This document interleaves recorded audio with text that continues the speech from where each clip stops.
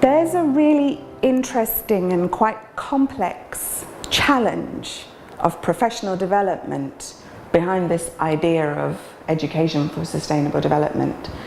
And education for sustainable development itself is quite a contested term because it's got lots of layers and it's very new, it's very cutting edge, it's very interesting, and it's a field in which a lot of people need to help to shape it and form it.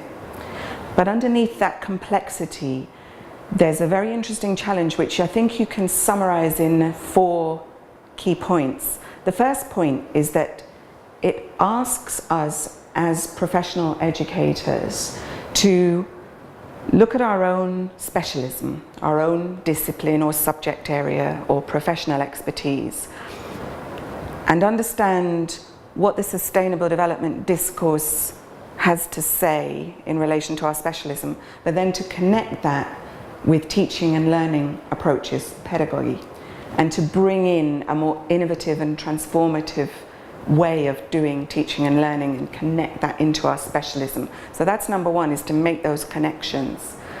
The second point is that these pedagogical approaches, these innovative ways of doing teaching and learning, they are quite unfamiliar to a lot of academics.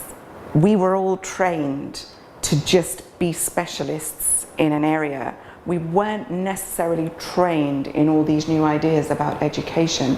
Some of them are quite interesting in the challenges they bring us in terms of the human experience of education and how we work with others in a learning relationship and make sure that that relationship is more flat, less of the expert and the person who receives that expertise, and more of a flat relationship where there isn't the same power dynamic, and that power dynamic is getting challenged because we all need to bring ideas to the table about what a better world looks like and how we might get there. So doing it like that in the real human experience of education is quite a challenge actually, and a new thing for a lot of academics. There's also a sort of more technical challenge, which is then, okay, once you start to understand these innovative ideas around education, how do you do the technical stuff of putting that into the design of a course, thinking about the learning outcomes, and coming up with interesting ways to do your learning activities and then assess them. Again, that's another whole level of the professional challenge. And then there are 2 other sort of implementational points, I think. One of them is you have to make this real. There's no value in this if it simply reflects what goes around within the campus walls and the disciplinary communities of academics in their own circuits and their own thinking spaces.